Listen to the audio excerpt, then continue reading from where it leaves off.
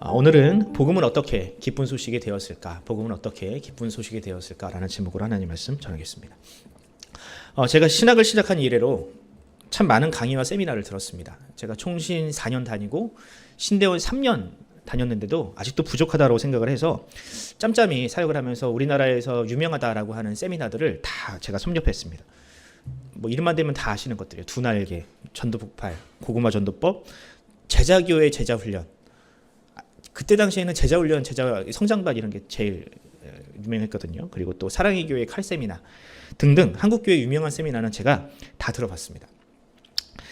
그럼 그렇게 열심히 세미나를 쫓아다녀서 무슨 열매를 얻었는가? 글쎄요, 제가 믿음이나 열정이 부족했을 수도 있지만 그 열매를 아직 본 것 같지는 않습니다.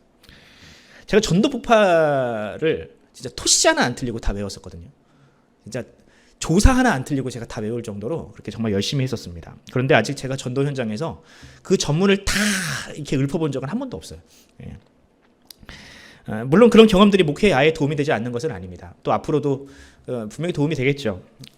그런데 지금처럼 이 교회에 대한 불신과 또한 불만이 팽배한 시대에는 그다지 효과적인 무기가 되고 있지는 못하다라는 생각을 하고 있습니다. 여러분들도 알다시피 최근 한국 사회에서 교회와 또 교회가 전하는 복음이 불청객처럼 여겨지고 있는 것은 사실입니다. 코로나 때 신천지와 같은 이단들이 하도 판을 치니까 그런 것도 있지만 그 이전부터 그런 냉소적인 분위기는 여전했습니다. 그래서일까 예전에는 가가호호를 방문하면서 방문 전도를 하는 일이 굉장히 당연시되던 이 시대가 있었습니다. 좋은 소식 전하러 왔습니다. 여러분들 다 한 번씩은 해보셨거나 들어보셨을 거예요. 근데 이제는 더 이상 그런 전도를 하지 않습니다. 하는 교회는 있을 수 있겠지만 사람들이 그다지 그런 전도를 좋아하지 않아요. 일단 집에 사람이 없어요, 여러분. 다들 맞벌이하고 낮에는 다 놀러 가시느라 집에 눌러보면 아무도 없습니다.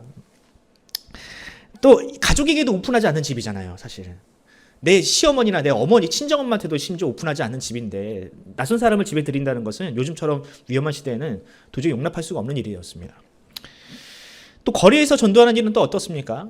제가 이전 교회 경험을 여러분들에게 여러 번 말씀드렸는데 거리에서 전도하다가는 요즘에 큰일 납니다. 제가 이전에 사역할 때 이제 어떤 아이를 붙잡고 거리 전도를 했죠. 그런데 이제 신고를 한 거예요, 엄마가. 애가 학원을 가야 되는데 학원 갈 시간이 지나도 애가 오지 않으니까 이제 엄마가 덜컥 겁이 나서 신고를 한 겁니다.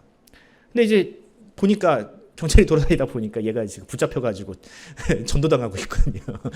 그래가지고 이제 경찰서에 잡혀갔다는 거 아니겠습니까? 그래서 졸지에 전도하시던 분들이 유괴범이 될 뻔한 그런 적도 있었습니다. 싫어합니다. 여러분, 이처럼 오늘날 교회가 전하는 복음은 더 이상 기쁜 소식이 아니게 되었습니다. 불신자가 교인이 되는 일도 굉장히 드물어서요. 어쩌다가 누군가가 이제 교회에 왔다 그러면 그 사람은 복음 때문이 아니라 인정 때문에 또 그 사업 때문에 어쩔 수 없이 오시는 일들이 경우가 더 많게 되었습니다. 저는 이렇게 교회와 복음이 이 사람들에게 서 냉소적으로 받아들이는 이 변해가는 이 시대를 바라보면서 큰 좌절을 느끼고 있는 사람 중에 하나입니다. 제가 아직 앞날이 창창하잖아요. 그런데 이 코로나 시절에 많은 교회가 문을 닫았다라고 합니다. 또 신학생들은 더 이상 신학교에 오지 않는다라고 합니다. 이런 부정적인 미래를 마주하는 제가 어찌 좌절하지 않을 수가 있겠습니까?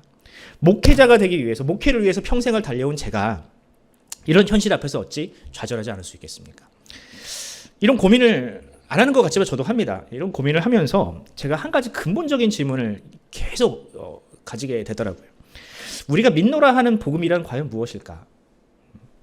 복음은 말 그대로 기쁜 소식이 되어야 하는데 이 소식을 듣는 사람이 마땅히 기뻐해야 할 텐데 왜 이 복음은 더 이상 사람들에게 기쁨을 주지 못하는 것일까? 또 어쩌면 신자들에게도 성도들에게도 이 복음은 왜 환영받지 못하고 있는 것일까? 왜 사람들은 교회를 선택할 때 복을 이야기하거나 성공을 이야기하거나 또는 인프라가 좋은 그런 교회를 선호할 뿐 더 이상 복음을 잘 전하는 교회를 그 우선순위에 두지 않을까라는 그런 고민을 하게 되었습니다. 그리고 그런 고민을 하던 중 이런 결론을 내리게 되었습니다. 어쩌면 나는 복음을 제대로 알고 있지 못할 수도 있다. 내가 알고 있노라 혹은 믿노라 말하는 그 복음이 성경적인 복음은 아닐 수도 있겠다. 그러니 사람들이 그 소식을 듣고도 기뻐하지 않고 여전히 그 이전의 삶에서 벗어나지 못하고 있는 것일 수도 있겠다라는 결론을 내리게 되었습니다. 그리고 이제 복음에 대해서 천천히 다시 한번 되짚어보게 되었습니다. 과연 우리가 한국교회가 전하고 있는 복음은 과연 무엇일까? 여러분, 복음을 무엇이라고 여러분들은 알고 계십니까? 복음 하면 여러분들은 어떻게 이 복음을 설명할 수 있으시겠습니까? 대부분의 대한민국에서 살고 있는, 아니 전 세계에 살고 있는 성도들에게 이 복음이 무엇이냐라고 물어보면 아마 이렇게 대답할 것 같습니다. 예수 믿고 회개하여 구원받아 천국에 가는 것. 그죠? 네. 여러분, 분명히 이거는 틀림없는 사실입니다. 이것을 제가 부정하려는 것은 아닙니다. 우리는 과거 죄인이었지만 예수님의 은혜로 말미암아 그 죄를 사함받고 하나님의 백성이 되어 장차 천국 백성이 되는 그런 은혜를 우리가 받았습니다. 이것은 분명한 사실입니다. 그런데 여러분, 우리가 믿고 또 우리가 전하는 복음이 그것이 전부라면 단지 과거의 죄 용서를 받고 장래의 천국에 가는 것이 우리의 복음과 우리의 신앙생활의 목적이라면 그것은 이 세상 사람들이 볼 때는 너무나도 배타적이고 또한 비현실적이라는 사실입니다. 여러분, 2000년도 더 지난 과거에 예수님께서 십자가를 지신 사건이 오늘을 살고 있는 이 시대의 사람들과 과연 무슨 접점이 있습니까? 우리는 그들에게 어떻게 그 접점을 마련해주고 있습니까? 지금 현재 자신에게는 아무런 문제가 없다, 나는 죄인도 아니다 라고 생각하는 사람에게 예수님의 십자가 사건이 무슨 의미가 있습니까? 또 죽은 이후에 천국에 갈 수 있다는 이야기도 마찬가지입니다. 지금 당장 오늘을 사는 것이 버거운 사람들에게 내가 죽고 나서의 이야기, 먼 미래의 이야기가 그들에게 무슨 감동을 주겠습니까? 무슨 위로를 주겠습니까? 제가 너무 부정적이고 자유주의자와 같은 이야기를 할 수도 있지만 여러분, 이것이 우리 주변에 살고 있는 평범한 사람들의 생각입니다. 우리가 복음이라고 믿고 있는 이 몇 가지 명제들로는 그들에게 그 어떤 기쁨과 그 어떤 위로도 주지 못하고 있다는 사실이죠. 그럼 성경이 말하는 복음, 초대교회가 그토록 목숨 걸고 전했던 복음은 과연 무슨 복음일까? 과연 어떻게 초대교회는 지금보다 더 이 복음에 대해서 생소하고 또한 냉담했던 그 시대에 어떻게 그 로마를 뒤집어 엎을 수 있는 그런 위대한 능력을 발휘할 수 있었을까요? 이 복음을 우리가 이해하기 위해서는요, 과거 사도들과 초대교회가 전했던 이 복음이라는 단어, 그들이 선택했던 이 복음이라는 단어에 대해서 다시 한번 고민을 해볼 필요가 있습니다. 복음 하면 헬라어로 유앙겔리온입니다. 유앙겔리온. 이 단어를 우리가 이해합니다.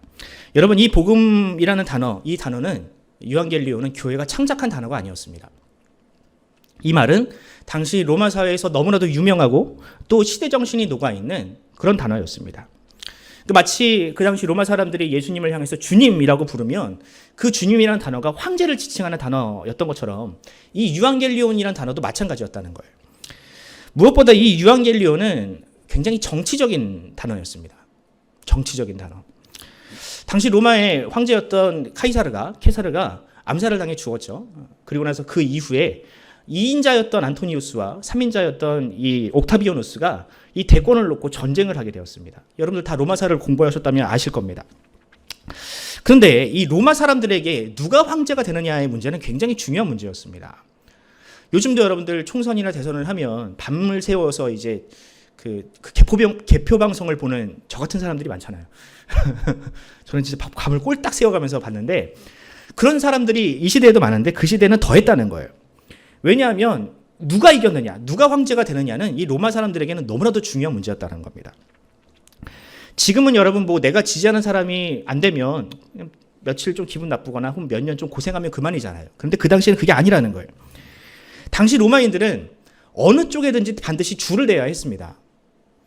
안토니우스 쪽에 줄을 대든지 아니면 옥타비아누스 쪽에 줄을 대든지 해서 그쪽에 줄을 대고 반드시 지원을 해야만 하는 그런 시대였습니다. 그러니까 요즘처럼 정치 무관심층이라는 이 중도층 이런 게 없었던 시대인 거예요. 그러니까 내가 지지하고 있는 쪽이 승리하면 내 인생이 대박이 납니다. 반대쪽으로 내가 지지하는 쪽이 패배를 하면 내 인생은 그야말로 몰락하게 되는 거예요. 그러니까 내 인생 전체가 결려있는 전쟁이 바로 그 시대였습니다. 그러니 사람들이 이 전쟁에서 누가 승리했느냐 이것을 정말 초미의 관심사를 가지고 관심을 가졌겠죠. 그래서 로마인들은요, 그 소식, 내 인생을 결정하는 소식, 전쟁의 승패를 결정하는 이 소식을 유앙겔리온이라고 불렀습니다. 물론 그 소식이 누군가에게는 좋은 소식이 될 수도 있고 누군가에게는 나쁜 소식이 될 수도 있지만 그 소식이 내 인생을 결정하는 소식이기 때문에 너무나도 중요한 소식이기 때문에 그 소식에 이름을 붙인 거예요. 여러분, 사도들은 이 어마어마한 단어, 이 유앙겔리온을 교회로 가지고 온 겁니다. 이 말이 무슨 뜻입니까? 교회가 전하는 복음은 그만큼 파괴력이 있는 소식, 과거나 미래가 아니라 지금 오늘을 살고 있는 나에게 너무나도 중요한 소식이라는 뜻이 있는 겁니다. 로마 사람들이 사용하는 이 복음이라는 단어가 전쟁의 승패를 결정하는 그런 소식이었다면 교회가 전하는 복음도 마찬가지죠. 하나님께서 사람을 죄와 또한 사망으로 이 올무로 잡고 있는 그 악한 영들을 쳐부수시고 우리들을 하나님의 백성 삼으시고 그들에게 영생이라는 선물을 주셨다. 이 소식을 교회는 외쳤습니다. 그리고 사도들은 장차 도래할 천국, 먼 미래에 도래할 하나님을 천국을 외치지 않았습니다. 바로 지금 오늘을 이야기하는 복음이 바로 당시 초대교회가 전하던 복음이었습니다. 마치 내가 지지하는 그 사람이 황제가 되면 내가 이 은택을 보는 것처럼 이 복음을 듣고 반응하는 사람들에게도 그와 같은 일이 일어날 것이다 라고 당시 초대교회는 전했다라는 겁니다.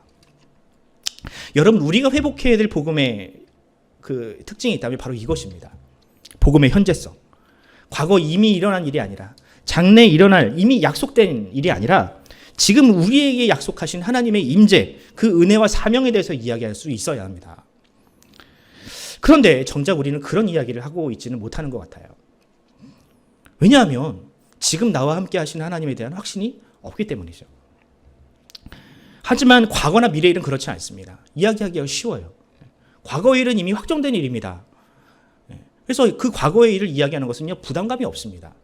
미래 일도 마찬가지죠. 미래에 이미 약속하신, 하나님께서 이미 확정하신 일이기 때문에 그 미래에 대해서 이야기하는 것도 그다지 큰 부담이 없습니다. 그렇게 교회는 이야기하기 쉬운 주제들, 과거에 내가 죄 사함 받은 이야기, 먼 미래에 내가 천국 갈 이야기들로만 그렇게 가득 채워지기 시작을 했습니다. 그러다가 복음의 현재성을 잃어버리게 되었습니다. 물론 교회가 오늘의 일을 말하는 것을 포기하진 않았습니다. 그런데 그 오늘의 일이라는 것이 너무나도 평범합니다. 예를 들면 이런 거죠. 세상에서 어떻게 그리스도인들이 성공할 수 있는가? 어떻게 하면 하나님의 복을 받을 수 있는가? 이런 이야기들만 하고 있다는 거예요. 물론 성경에 그런 이야기가 아예 없는 것은 아닙니다. 그런 인물들도 많죠. 뭐 요셉이나 다니엘과 같은 인물들. 굉장히 오늘의 그 현재에서 성공한 사람들의 이야기가 성경에도 적혀 있습니다.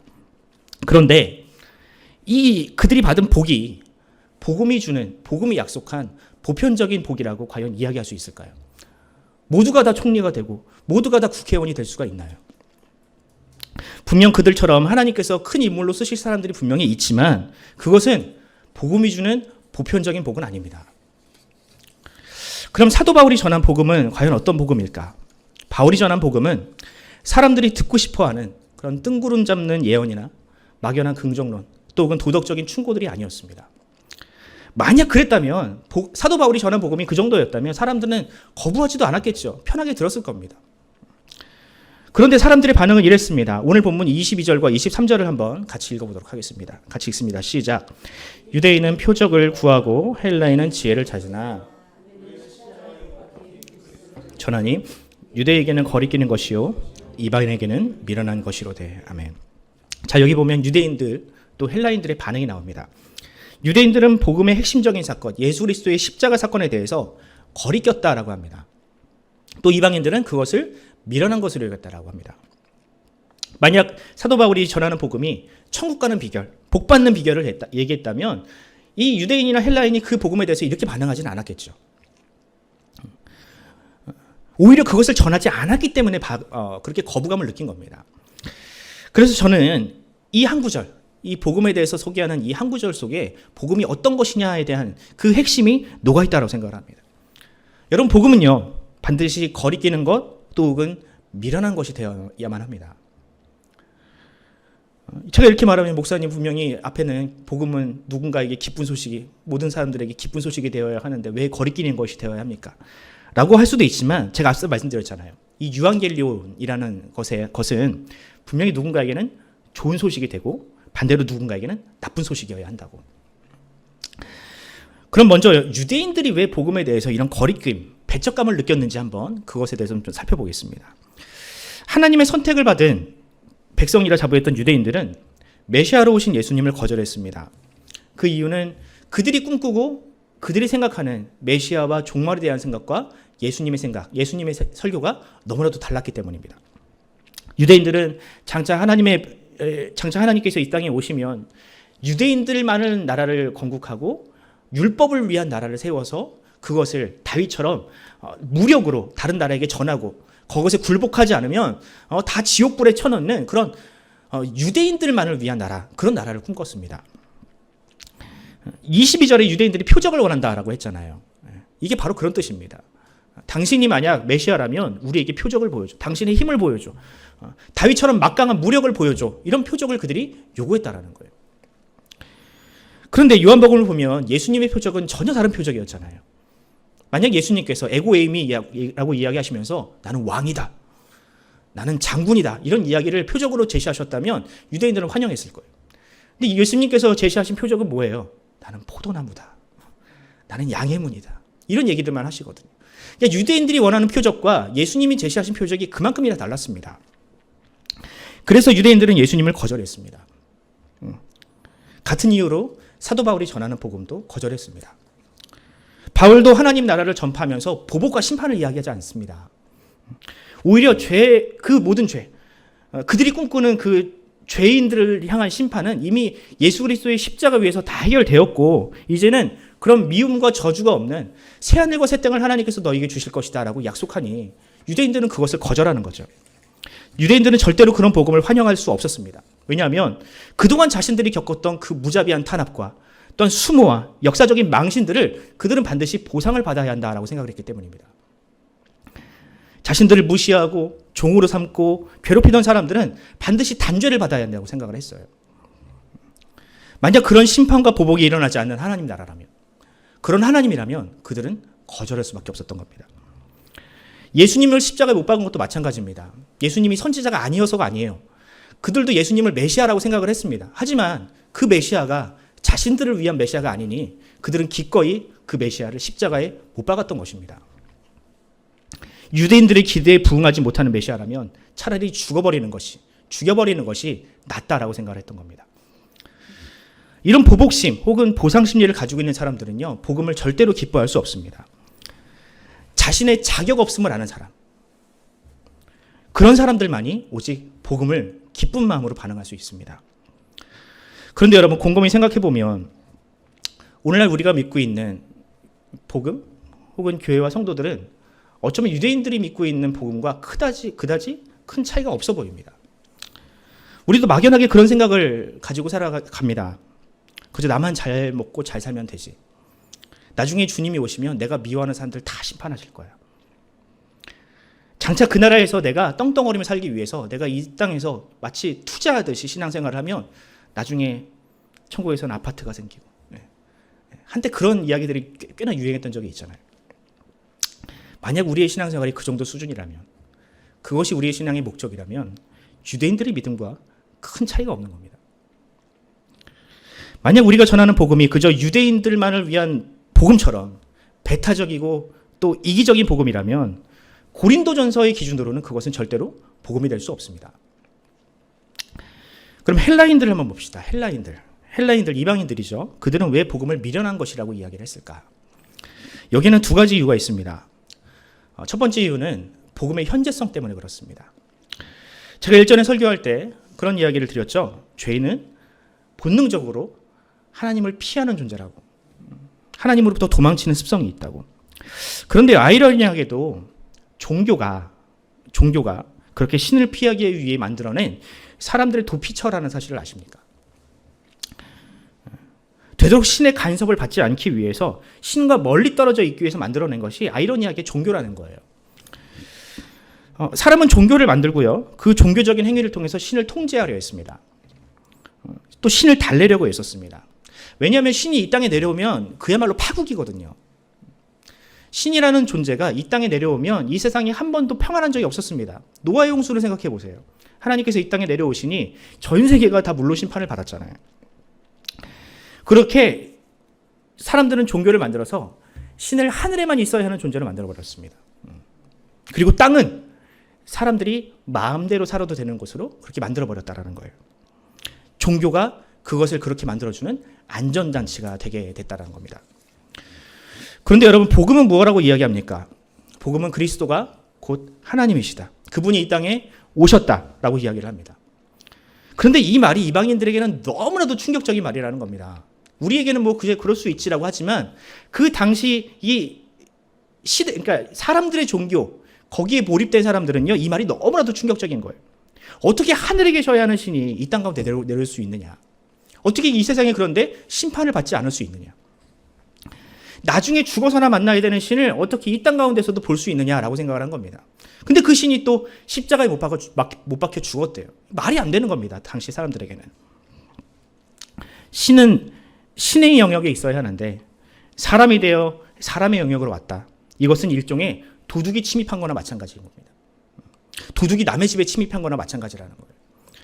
그래서 바울은요, 그 당시 사람들의 이런 생각을 데살로니가 교회에 엄뜻 우리에게 소개를 하는데요. 데살로니가전서 5장 2절에 보면 이런 말씀이 있습니다.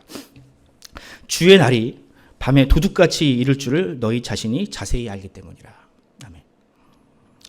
여러분, 이런 이방인의 생각은 어쩌면 지금 우리에게도 남아 있을 수 있습니다. 만약 우리도 교회를 다니면서 하나님을 그저 저 하늘에만 계셔야 하는 분, 그저 일주일에 한 번 예배 드려주면 그것으로 만족하셔야 하는 분 정도로 생각을 한다면 그것은 정말로 크나큰 오산입니다. 평일에 나의 삶에는 절대로 영향을 끼쳐서는 안 되는 분, 그렇다면 우리는 정말 복음을 오해해도 한참 오해한 것입니다. 여러분, 이런 사람들에게는 절대로 복음이 기쁜 소식으로 들릴 수가 없습니다. 헬라인들이 복음에 대해서 또 미련한 것이라고 말하는 이유는, 또 다른 이유는 복음이 형식과 논리에 그다지 구애를 받지 않았기 때문입니다. 당시 로마는 헬라 철학을 기반으로 세워진 나라였습니다. 그들은 법과 논리학과 수학을 거의 신처럼 떠받들던 나라였어요. 논리가 아니라면 그들은 들으려 하지도 않았습니다. 그래서 이방인의 사도로 부름받은 이 사도 바울이 그런 그들을 위해서 얼마나 논리적으로 복음을 설명을 했습니까?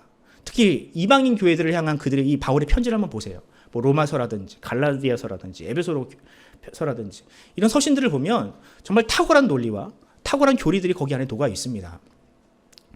이걸 보면 바울이 얼마나 이방인들을 설득하기 위해서, 그들에게 복음을 전하기 위해서 노력했는지가 나오는 거예요.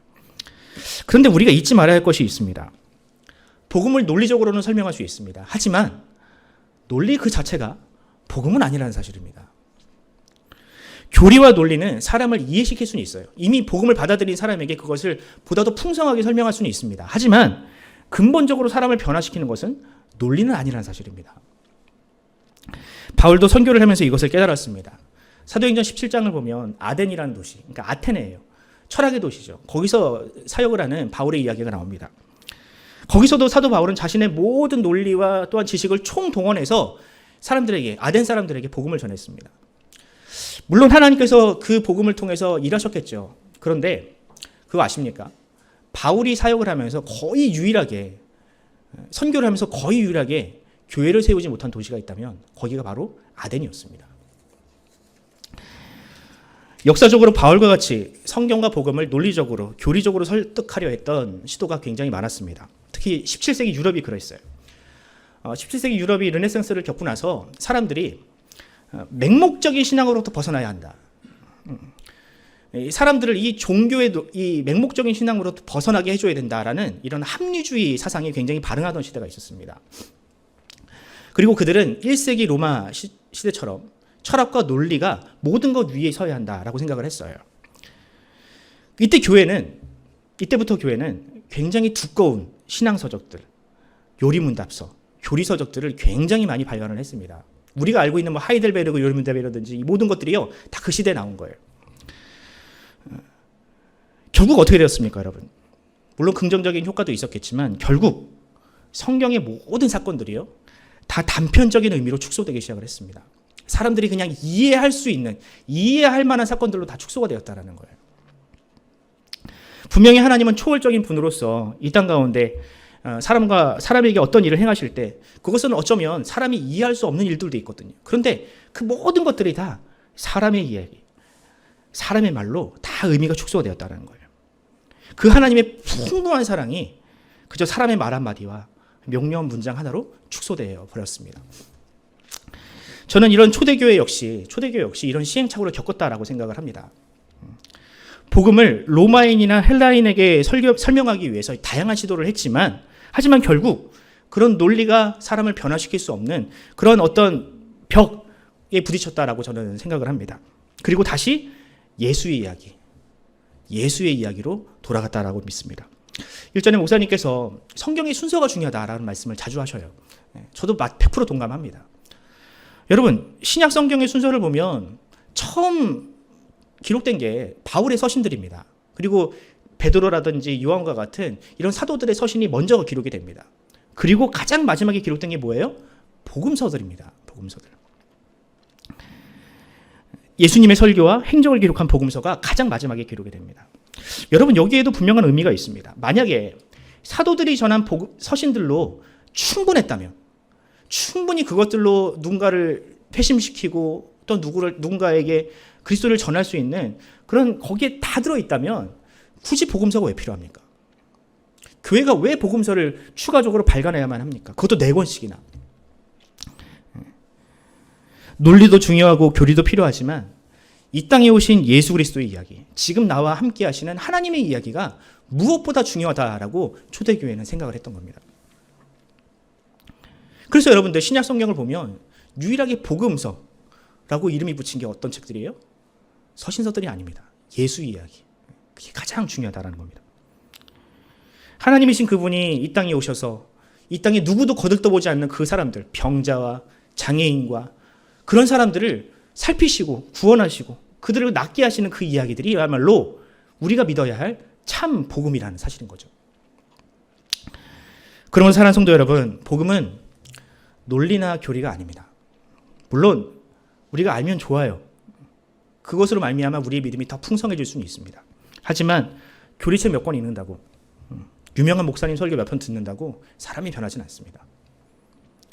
구원은 오직 성경을 아는 사람, 무엇보다 이 땅에서 직접 찾아오시고 말씀하시고 그 백성들과 함께 호흡하시는 그 하나님의 이야기를 우리가 알 때 우리는 비로소 구원에 이를 수 있습니다. 이것을 가능케 하는 것은 오직 성경뿐입니다. 성경은 단지 이스라엘의 역사책이 아닙니다. 그 책은 지금도 살아계셔서 역사하시는 하나님의 이야기, 바로 우리의 이야기가 성경이라 할 수 있습니다. 만약 이 성경과는 상관없는 신앙생활, 나의 주관이라든지 나의 지식이라든지 나의 경력과 나의 스펙을 의존하고 또 혹은 내가 믿는 어떤 유명한 사람을 의존하는 신앙생활을 한다면 그것은 결코 복음이라 할 수 없고 우리는 다시 새롭게 복음을 들어야만 할 것입니다. 어느새 말씀을 마칠 때가 되었습니다. 시간이 참 짧은데요. 제가 지금까지 복음이 아닌 것을 설명하기 위해서 긴 시간을 들였습니다. 그죠? 왜냐하면 우리가 그만큼 복음에 대해서 많은 오해를 하고 있고 또 신앙생활을 하고 있기 때문에 그렇습니다. 이쯤 되면 여러분들의 마음속에 아마 이런 질문이 생기실 겁니다. 그래서 복음이 뭔데? 복음이 뭔데? 이 질문에 또 답을 하자면 또 한편의 설교가 필요할 수도 있어요. 언젠간 하겠지만 제가 이 질문에 대해 궁금증을 가지고 있는 여러분들에 대해서 간단하게 설명을 하겠습니다. 근데 설명을 드리면 아마 여러분들이 다 이렇게 반응하실 거예요. 다 아는 거잖아. 뭐 결국 다 아는 거잖아 라고 분명히 대답하실 거예요. 네, 제가 여러분들에게 드리는 복음의 정답은 여러분들이 다 아는 겁니다. 저는 그 답을 요한일서 4장 8절 말씀으로 대신하겠습니다. 우리 한 목소리로 같이 읽어보도록 하겠습니다. 같이 시작. 이는 하나님은 사랑이심이라. 아멘. 여러분, 예수님이 전한 복음, 사도들이 전한 복음, 성경의 모든 이야기가 다 말하는 복음의 핵심, 이야기의 핵심은요, 결국 사랑입니다. 성경은 하나님의 사랑을 전하기 위해서 쓰여졌으며 사도 바울의 말처럼 사랑은 모든 것 위에, 믿음, 소망, 사랑은 항상 있을 것인데 그 중에 제일은 사랑이라. 모든 것 위에 있는 가치가 바로 사랑입니다. 그런 의미에서 여러분도 한번 성경을 보실 때 한번 이 사랑의 관점으로 한번 다시 한번 묵상해 보시기 바랍니다. 제가 이 사랑이라는 관점으로 성경에 있는 모든 사건들을 다시 한번 되짚어 봤거든요. 그러고 나서 내린 결론은 다음과 같습니다. 누군가 저에게 세상이 이렇게 불완전한데 완전하신 하나님께서 어떻게 세상을 이렇게 불완전하게 창조하실 수 있는가라고 질문을 할 수 있습니다. 아마 이런 질문들 여러분들도 많이 받으셨을 거예요. 그런데요, 누군가 저에게 그렇게 질문을 한다면 저는 그 답을 하나님의 사랑 때문이라고 대답을 할 것 같습니다. 여러분, 완전하신 하나님은, 완전한 세상은 완전하신 하나님의 사랑의 대상이 될 수 없습니다. 여러분, 완전한 대상을 사랑해서 뭐합니까? 그 자체로 완전한데 그 사랑을 해서 뭐합니까? 부족한 것이 있고 연약한 것이 있어야 비로소 사랑을 받을 수가 있습니다. 그런 의미에서 여러분, 이 세상은요, 부족하고 연약하기 때문에 하나님의 사랑을 받을 수 있는 충분한 자격이 있습니다. 저는 그래서 하나님이 이 세상을 그렇게 좀 연약하게, 부족하게 만드셨다라고 저는 그렇게 믿습니다.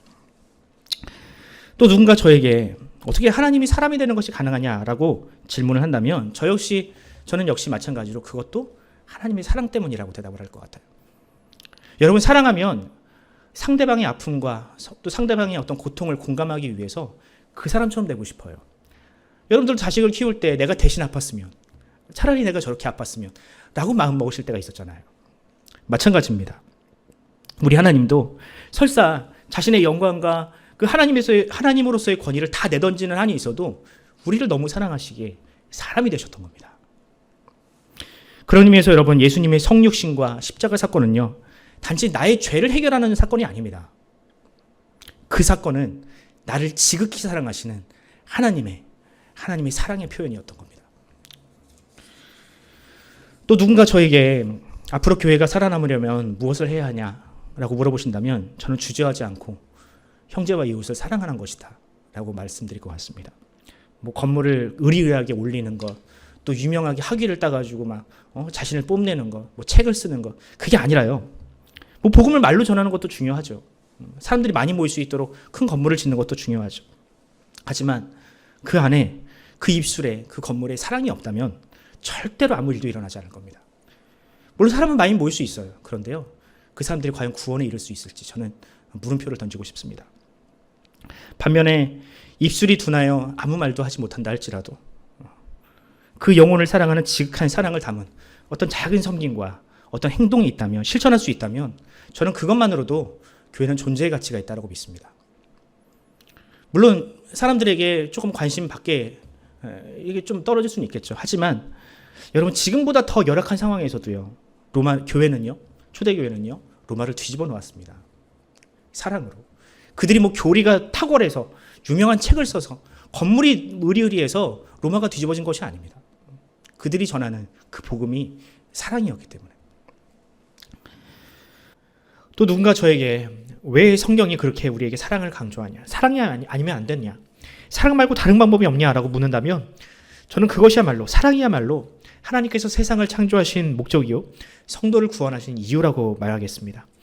앞서 말씀드렸듯이 하나님은 그분의 성품대로 사랑하기 위해서 이 세상을 창조하셨습니다. 또 성경의 마지막 책인 요한계시록을 보면 하나님께서 세상을 새롭게 하는 이 재창조의 역사가 기록되어 있습니다. 그리고 그 한가운데 하나님의 사랑의 극치인 십자가가 서 있습니다. 여러분, 이게 무슨 뜻입니까? 하나님의 사랑이 이 세상을 창조하였지만 하나님의 사랑이, 십자가 사랑이 임할 때야말로 비로소 이 세상은 완전해진다는 뜻입니다. 그런데 여러분, 하나님은 이 사랑하는 일, 세상을 창조하는 일을, 재창조하는 일을 하나님 혼자 하지 않으십니다. 하나님은 그 일을 성도에게도 맡기셨습니다. 로마서 8장을 보면 이런 말씀이 있습니다. 피조물이 고대하는 바는 하나님의 아들들이 나타나는 것이니. 아멘. 여기 보면 하나님께서 창조하신 이 세상이 하나님의 아들들을 기다리고 있다고 합니다. 하나님의 아들들을 왜 기다립니까? 그들이 바로 하나님의 성품, 하나님의 아들로서의 성품, 바로 사랑을 간직하고 있기 때문에 그렇습니다. 하나님의 아들이 하나님의 사랑으로 세상과 이웃을 사랑할 때 이 세상은 비로소 존재의 의미를 찾고 그 가운데 하나님의 나라가 임한다는 것입니다. 그렇습니다, 여러분. 사랑은요, 우리가 그저 하나님의 사랑을 받았으니 빚 갚듯이 하는 그런 행위가 아닙니다. 이 사랑은 우리 하나님께서 주신 하나님의 거룩한 성품이자 사명이자 하나님의 나라를 이루어가는 거룩한 신적 능력인 것입니다.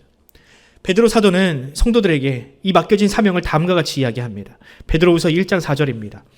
이로써 보배롭고 지극히 큰 약속을 우리에게 주사 이 약속으로 말미암아 너희가 정욕 때문에 세상에서 썩어질 것을 피하여 신성한 성품에 참여하는 자가 되게 하려 하셨느니라. 아멘. 그렇습니다, 여러분. 성도는 세상을 새롭게 하는 이 하나님의 신적 성품에 사랑으로 참여하는 자들입니다. 여러분, 이 사실을 믿으십니까? 2000년 전 예수님의 십자가로 말미암아 시작된 하나님의 나라가 바로 우리의 사랑으로, 우리의 작은 희생과 섬김으로 우리가 이 땅 가운데 동참하고 있는 것입니다. 말로는 도저히 변화되지 않을 것 같은 우리의 남편이나 자식, 또한 등을 져버린 우리의 가족들이 사랑받을 가치가 없는 그 사람들이 바로 사랑으로 변하고 또한 달라질 수 있습니다. 이것이 바로 사랑의 능력이며 우리가 믿어야 할 참된 복음입니다. 그러므로 사랑하는 성도 여러분, 이제 사랑을 하되 그 목적을 분명히 하십시오. 예수께서 이웃을 사랑하라고 하실 때에는 왜 우리가 그 무거운 짐을 져야 하는지 그 목적을 분명히 깨달으십시오. 사랑은 해도 그만 안 해도 그만한 일이 아닙니다. 성도에게 주신 하나님의 사명이자 세상을 구원하는 유일한 능력이 바로 사랑입니다. 그렇게 우리가 전하는 복음이 탁월한 논리라든지 큰 건물이라든지 사람의 자랑이 되지 않을 때, 오직 사랑이 될 때 비로소 그 복음은 이 세상의 기쁜 소식이 될 것입니다. 예수님처럼 자기를 비우고 희생하는 사람들이 교회에 있다, 이 시대에도 여전히 남아있다라는, 그루터기와 같이 남아있다라는 소식이 들리면 세상도 교회를 달리 보게 될 것입니다. 세상은 교회를 희망으로 여기게 될 것입니다. 세상이 날로 악해져 갈수록 우리가 하는 사랑은 더욱더 큰 가치로 받아들여지게 될 것입니다. 우리 모두 이 복음, 사랑이라는 복음을 굳게 잡읍시다. 그리고 사랑하는 일을 포기하지 맙시다. 만약 우리가 이 사랑하는 일을 포기하지 않는다면 하나님은 자신의 영광을 위해서라도 하늘에 있는 모든 것들을 우리를 위해서 주실 것입니다. 마태복음에 이런 말씀이 있습니다. 너희가 악한 자라도 좋은 것을 자식에게 줄 줄 알거든 하물며 하늘에 계신 너희 아버지께서 구하는 자에게, 사랑을 위하여 구하는 자에게 좋은 것을 주시지 않겠느냐. 이 사실을 믿고 사랑하는 일에 지치지 마시기 바랍니다. 때로는 이 사랑이 너무나도 힘들어서 포기하고 싶고, 어쩔 때는 그냥 돈 몇 푼 쥐어주고 내가 사랑했다, 그렇게 얄팍하게 굴고 싶겠지만 여러분, 그 유혹에 넘어지지 마십시오. 오직 사랑만이 우리에게 주시는 하나님의 유일한 사명이자 우리에게 요구하시는 하나님의 유일한 뜻입니다. 우리가 모두 이 투박한 진리를 믿고, 어쩌면 미련한 진리를 믿고 끝까지 그 사랑, 그 믿음을, 그 복음을 놓지 않으시기를 간절히 소원합니다.